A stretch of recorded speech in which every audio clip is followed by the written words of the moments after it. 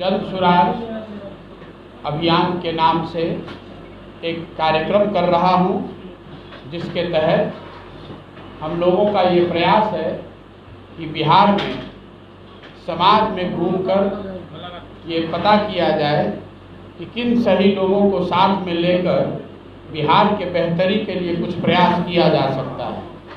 2 मई 2022 को पटना के प्रेस वार्ता में मैंने बताया था कि अभी कोई राजनीतिक दल नहीं बनाया गया। जन सुराज कोई राजनीतिक दल नहीं है, ये एक सोच है, एक अभियान है, जिसके मूल में बिहार की जो दुर्दशा है, बिहार की जो आज स्थिति है, उसको सुधारने के लिए समाज को साथ में जन जागरण के माध्यम से समाज के लोगों को समझाकर बुझाकर उनकी मदद से एक नई राजनीतिक व्यवस्था बनाने का प्रयास है। इसके तहत पहले चरण में मैंने ये घोषणा की थी 2 मई को कि जितने लोगों ने भी बिहार में, जितने सज्जनों ने, जितनी संस्थाओं ने, जितने व्यक्तियों ने मुझे अपने यहाँ बुलाया है, मैं उनके यहाँ जाऊँगा और उनके माध्यम से छोटी छोटी गोष्ठियों में कुछ लोगों से संपर्क, उनसे परिचय और उनसे संवाद का काम किया जाएगा। 2 मई को जब मैंने घोषणा करी थी तो उन ऐसे लोगों की संख्या जिन्होंने अपने यहाँ मुझे बुलाया था या जिनके यहाँ मेरे टीम के सदस्य गए थे, ऐसे लोगों की संख्या 17.5 से 18,000 मैंने बताई थी। आज वो संख्या बढ़कर करीब 75,000 की है। करीब 75,000 लोग ऐसे हैं बिहार में जिन्होंने अपने घर, अपने ऑफिस, अपने गांव, अपने पंचायत, अपने शहर में बुलाया है, इनवाइट किया है कि आप आइए और बताइए कि जन सुराज में आप क्या करना चाहते हैं। इसी संदर्भ में मैं हर जिले में जा रहा हूँ।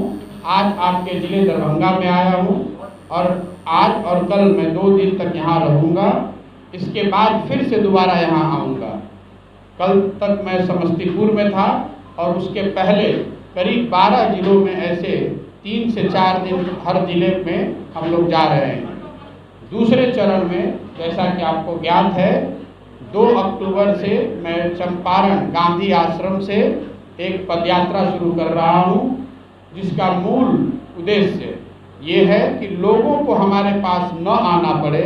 मैं स्वयं से ही चलकर लोगों के पास हर गांव, हर पंचायत, हर शहर, हर गली, हर मोहल्ले में जाऊं, लोगों से मिलूं। और पदयात्रा के 3 उद्देश्य हैं। एक, समाज में लोगों से मिलकर ये जानना और समझना कि उनकी नज़र में जो सही व्यक्ति हैं, जिनके राजनीति में आने से या जो राजनीति में हैं उनको आगे बढ़ाने से कल समाज का कुछ फायदा हो सकता है। तो जो सही लोगों के चयन का प्रयास है, जन सुराज में जो 3 मूल बातें कही गई हैं, सही लोग, सही सोच और सामूहिक प्रयास, उसकी जो पहली और सबसे महत्वपूर्ण कड़ी है कि समाज से कैसे सही लोगों को ढूंढ कर निकाला जाए, ऐसे लोगों को चिन्हित करने, उनसे परिचय और संवाद करना ही पदयात्रा का पहला उद्देश्य है, ताकि लोगों से मिलकर ये समझा जाना जा सके कि उनकी नज़र में उनके गांव, उनके ब्लॉक, उनके पंचायत, उनके शहर में कौन से ऐसे सही व्यक्ति हैं जिनको अगर राजनीतिक तौर पर आगे बढ़ाया जाए, मजबूत बनाया जाए, तो उससे समाज का कल फायदा हो सकता है। दूसरा पदयात्रा का उद्देश्य है कि लोगों से मिलकर ये जाना और समझा जाए कि उनकी समस्या क्या है। कई बार हम लोगों को लगता है कि पटना में, दिल्ली में या देश के बाहर बैठकर कि आपको और हमको पता है कि लोगों की समस्याएं क्या हैं। हम लोग को थोड़ा बहुत आइडिया हो सकता है, लेकिन मेरा 10 साल का जो सामाजिक राजनीतिक जीवन में अनुभव रहा है, मैं उस अनुभव के आधार पर मैं आपको कह सकता हूँ कि लोगों को जो सही में जो समस्या है वो सिर्फ उन्हें ही पता है। उसको अगर आप जानना समझना चाहते हैं तो आपको लोगों से मिलकर, बैठकर बात करके ही उसको किया जा सकता है। तो पदयात्रा का दूसरा उद्देश्य है लोगों से मिलना और उनकी समस्याओं के बारे में, उनकी तकलीफ के बारे में, उनकी स्थिति के बारे में बेहतर जानकारी करना। और तीसरा और सबसे महत्वपूर्ण पहलू, लोगों से ये जानना कि उनकी गांव, उनके शहर या बिहार के विकास के लिए उनके हिसाब से क्या कुछ किया जा सकता है। ये जो तीसरा पहलू है वो इसलिए कि बिहार के विकास के लिए जो 10-12 महत्वपूर्ण पहलू हैं, शिक्षा, स्वास्थ्य, रोजगार, आर्थिक विकास, सामाजिक न्याय, खेलकूद, कृषि जैसे 10-12 जो महत्वपूर्ण पहलू हैं, हम लोगों की सोच है कि इस पर बिहार के समग्र विकास के लिए इन सभी पहलुओं पर अगले 10 साल का ब्लूप्रिंट पब्लिक के सामने रखना चाहिए। इन क्षेत्रों में क्या किया जा सकता है और उससे महत्वपूर्ण कैसे किया जा सकता है, उस ब्लूप्रिंट को बनाने के लिए करीब 250 से ज़्यादा देश विदेश से विशेषज्ञों को मैंने इकट्ठा किया है। उसमें ज़्यादातर लोग बिहार के हैं। वो और हम लोग मिलकर एक ब्लूप्रिंट बना रहे हैं, लेकिन उस ब्लूप्रिंट में, उस खाके में बिहार के लोगों की सोच समाहित नहीं है। जब पदयात्रा के दौरान लोगों से मिलेंगे, उनसे चर्चा करेंगे, मैं स्वयं और मेरे साथ जो सैकड़ों और लोग काम कर रहे हैं, हम लोगों का प्रयास है कि पदयात्रा के दौरान हर उस व्यक्ति तक जो कुछ सुझाव देना चाहता है या जो कुछ कंट्रीब्यूट करना चाहता है, उससे मिलें, उससे बात करें, उसके सुझावों को शामिल करें। मतलब 3 महीने के अंदर बिहार के विकास के जो 10 महत्वपूर्ण क्षेत्र हैं, उन क्षेत्रों पर 10 साल का एक खाका, एक ब्लूप्रिंट जनता के सामने रखेंगे, ताकि आपके पास और जनता के पास ये अवसर हो कि आप देख सकें कि हम लोग क्या कह रहे हैं और क्या काम करना चाहते हैं और उसको कैसे करेंगे। जहाँ तक राजनीतिक दल बनाने की बात है, पदयात्रा के दौरान जैसा मैंने आपको बताया, सही लोगों को चुनने का जो प्रयास है, वो सारे लोग अगर मिल जाएं, मैं संख्या का दावा नहीं कर सकता हूं, लेकिन हम लोग का अपना अनुमान है कि कम से कम 25 से 50 हज़ार ऐसे लोगों को ढूंढ कर निकाला जा सकता है, उनकी सहमति बनाई जा सकती है।